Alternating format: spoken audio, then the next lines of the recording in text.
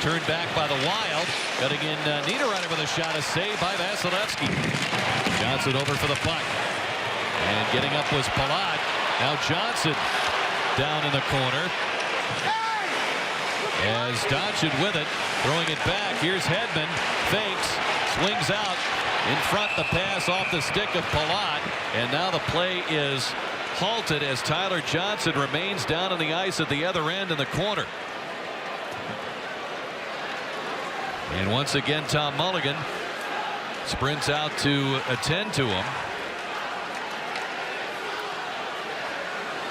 Well, we saw Nemestikov have to leave the game not too long ago, so two of their centermen now hurt early. This was in the near side corner. Didn't get a good look at this one either. Top of your screen, watch Niederreiter go to Johnson. It's knee on knee.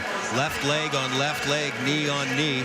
And Tyler Johnson is in immediate difficulty there. Right side of your screen, he's leaning, trying to get out of the way. Niederreiter comes across and tries to get a piece of him. He only gets about half of him, but unfortunately it's that knee on knee contact that you could see the reaction from Tyler Johnson right away.